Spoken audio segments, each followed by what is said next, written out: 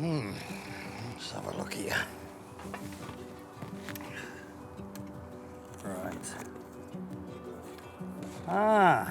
Yeah, that fetches back a lot of great memories. What's the first thing that comes to mind as you look at that picture? Funny enough, what comes to my mind is the charity, the pink jackets for Heather Clark, who passed away a few months before that, and exactly that, and obviously winning the Ryder Cup, and you know, a lot of pressure that week, and being the first time in Ireland, it was a great memory, and just to be a captain of a team I've played in 8 times before, and to be the captain of, you know, 12 great players as well, it was a great memory. You've achieved so much in your career, but you're synonymous, played in 8 Ryder Cups, captained in 2006. What does this great competition mean to you? It means, well, everything, other than being an individual, playing in tournaments, winning majors. You know, that's the next best thing you can have, is being in a team. You know, from 1983, where I played in Florida, West Palm Beach, Jack Nicklaus's place, to then becoming a captain, you know, all them years later. What's that, 32 years or something after that, and 34 years after that.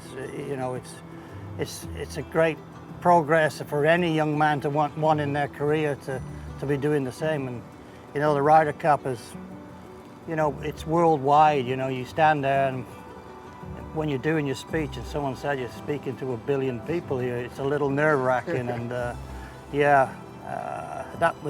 the golf is easy, and the management of the team is easy, but doing all the speeches and all the preparation for it is very difficult. Having played in so many, what was it like to step up to that role as captain?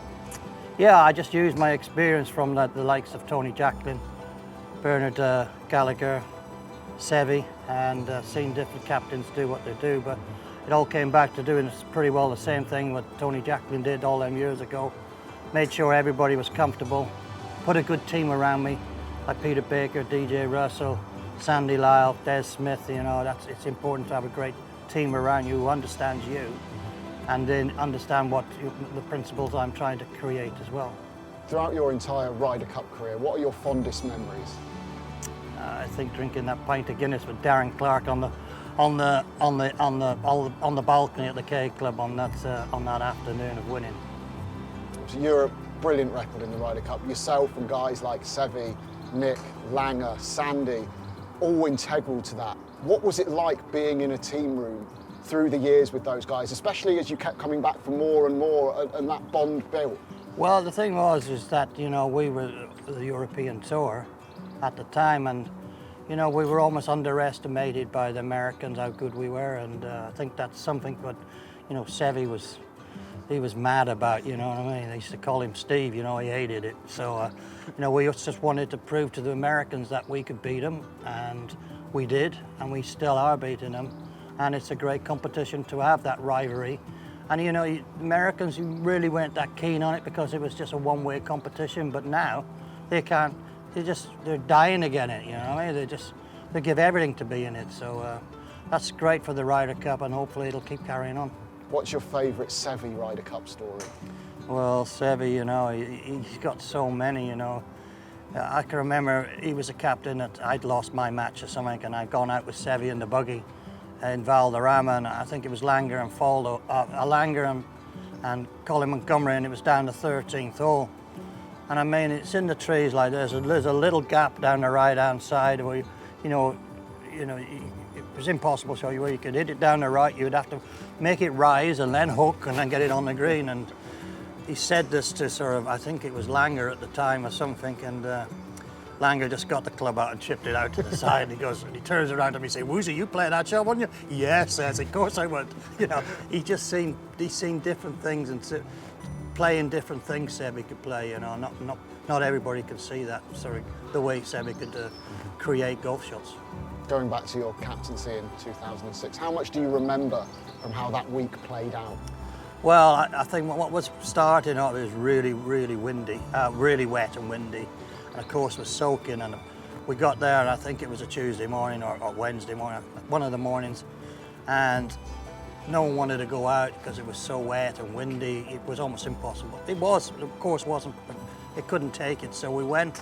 I said to the guy, I think it was DJ Russell, I said, why don't we get the guys to go out to the practice ground, hit some shots and sign some autographs.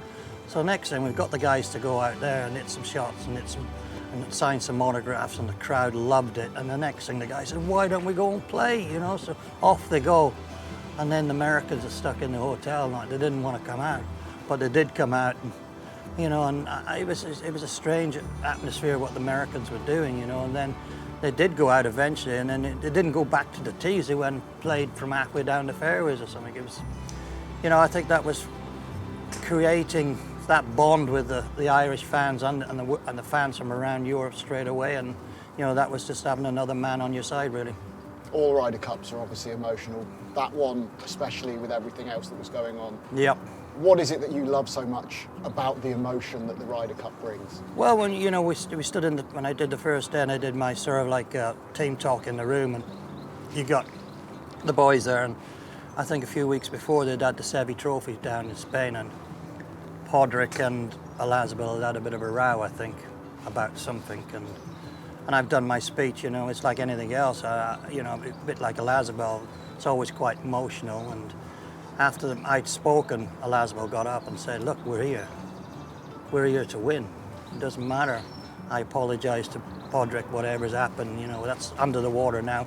We're only here to do one thing, and that was to win. And that's what we were going to do." What does it do for your legacy, obviously, having played in so many Ryder Cups, but then when being a captain, you got the win as well? Yeah, it's, do you want to do it again? We got so many great players now, and I think everybody deserves to have a go at being the Ryder Cup captain because they've given so much to it. And I was lucky to do it once, and I'm happy with that. And as long as we keep winning, you know, I'm happy.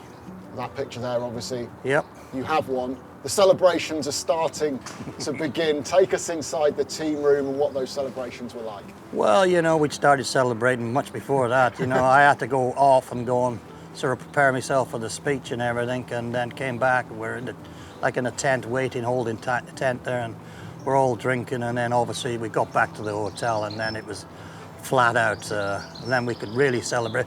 But it's not just that. You know, you've got 24 guys, all the staff and everywhere, and we all go back to each other's, you know, team rooms and have a party, and you know, we're all friends at the end of it, and at the end of the day anyway.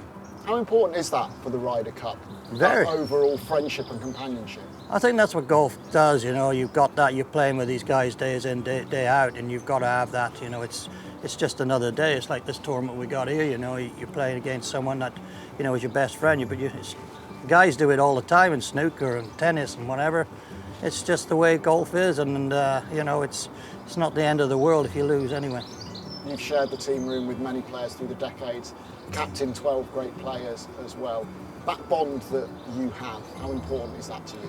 Well, you know, I think that's the bond of the European team, because, you know, we've always had this thing where we've always travelled to Europe and we're in one or two hotels, and you have this atmosphere. You are more bonded together compared to America. There's so many hotels here, there, and everywhere, and you're staying in different places. And that's where I think we come together a lot better and get that bond. And it's very important we make that, and we make videos and things like that, and we have things that we do as a team. And you know, it's like everything. If you want to be successful, anything, you've got to be a team. You can't have people be an individual in that team, or it just doesn't work. And I think sometimes that's what's been happening with the Ryder Cup for the Americans. They have too many captains in the room. You've won many, many trophies through your illustrious career, of course, Masters champion, world #1. Where does everything you've done in the Ryder Cup sit in your career for you? Well, obviously the Masters has always been my greatest achievement in the world, and maybe being world #1 in the world as well. But other than that, you know, it stands right up there in the top 3, no doubt about it. And you know, yes, I won a lot of trophies and whatever, and a lot of tournaments. But you know, being part of the Ryder Cup is just part of being a professional golfer, and that's what you want to do, is being a European. You've had a wonderful Ryder Cup career. Thank you for sharing your stories. Thanks very much.